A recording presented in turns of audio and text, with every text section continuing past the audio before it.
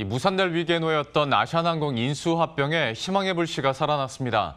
이동걸 산업은행 회장이 정몽규 HDC 현대산업개발 회장과의 회동에서 인수 부담을 덜어주겠다고 제안했습니다. 인수 가격 할인 가능성을 시사한 건데 이제 HDC의 선택만이 남아 있습니다. 김주영 기자와 함께 관련 내용 자세히 알아보도록 하겠습니다. 어제 회동에서 어떤 이야기들이 논의가 됐었는지 한번 얘기해 보도록 할 텐데 생각보다 좀 파격적인 제안들도 나온 것으로 알려지고 있고 좀 한번 정리해 볼까요? 네.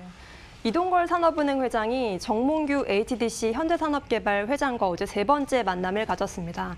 당초 입장차만 확인하고 돌아설 거라는 시장의 관측과 달리 이 회장은 이번 자리에서 아시아나항공 M&A 종결을 위한 승부수를 던졌습니다. HDC 현산이 아시아나항공 인수를 확정지으면 인수 부담을 덜어주겠다고 제안한 건데요. 당초 HDC 현산의 아시아나항공 인수 예정 금액 2조 5천억 원보다 가격을 깎아주겠다는 의미로 풀이됩니다.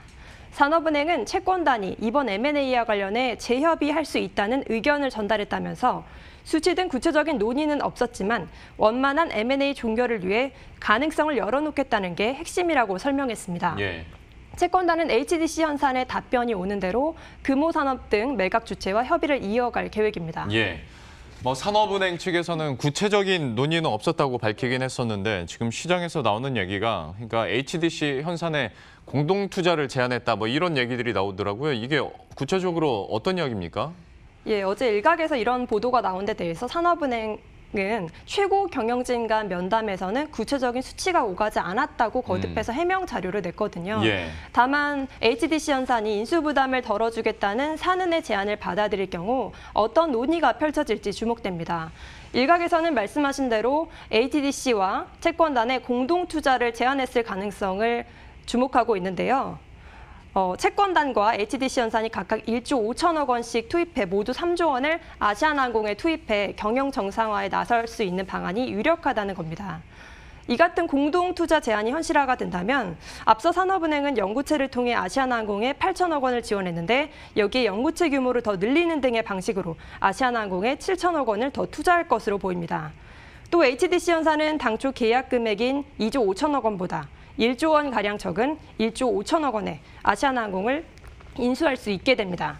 이 같은 시나리오가 현실화된다면 HDC 현산으로서는 인수 부담을 크게 줄일 수 있게 됩니다. 예. 하다 보니까 이제 공은 HDC 현산으로 넘어갔는데 근데 두 가지 갈래에서 좀 살펴봐야 된다고 생각하는 게 지금까지 지지부진한 M&A 과정들을 봤을 때 일각에서는 HDC 현산이 그 M&A를 무산시키려고 이러는 거 아니냐라는 좀 의심들도 있었잖아요.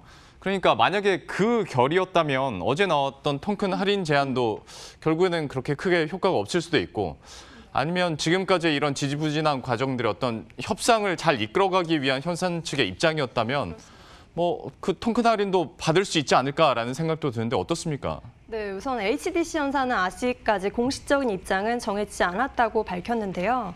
앞서 12주간의 재실사 요구 등 HDC 현산의 요구에 부정적이었던 채권단이 태도를 바꿔 전향적인 제안을 내놓은 만큼 이번에는 받아들이지 않겠냐는 관측이 우선 제기됩니다. 네. 채권단은 기존부터 HDC 현산의 비대면을 고수하고 있는 점 등 태도를 지적해왔거든요.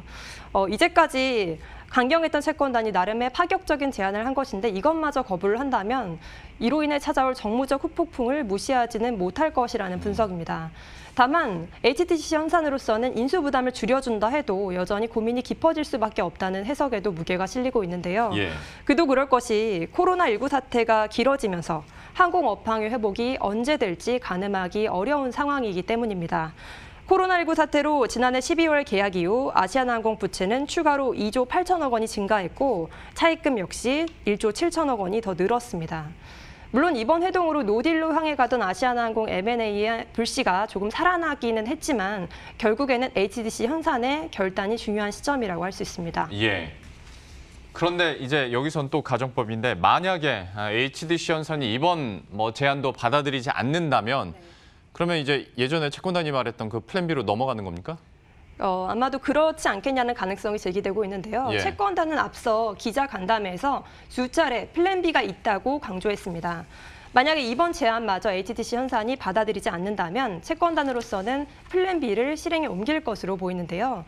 플랜 B라 함은 일단 아시아나항공은 대한항공이 받은 기한기금의 지원마저 받지 못했기 때문에 유동성 개선이 시급합니다. 우선적으로는 40조 원 규모의 기간산업 안정기금을 통한 지원이 추진될 것으로 보이고요. 아울러 궁극적으로는 아시아나항공을 채권 단위 관리하면서 고강도 구조 조정을 추진한 뒤 재매각을 추진할 것이라는 전망입니다. 채권단은 앞서 아시아나항공 지원 과정에서 아시아나항공의 영구채 8천억 원을 보유했는데 이를 주식으로 전환하면 지분율이 37%로 최대 주주로 올라설 수 있게 됩니다. 이 경우 아시아나항공은 사실상 국유화가 된다는 의미인데요. 국유화가 될 경우에는 대규모 구조조정과 국민 혈세 투입 등 또 다른 파장이 불가피할 것으로 보입니다. 아시아나항공이 어떤 운명을 맞이하게 될지 ATTC 연산의 선택의 시간이 다가왔습니다. 예. 지금까지 김주영 기자와 함께했습니다. 잘 들었습니다. 고맙습니다.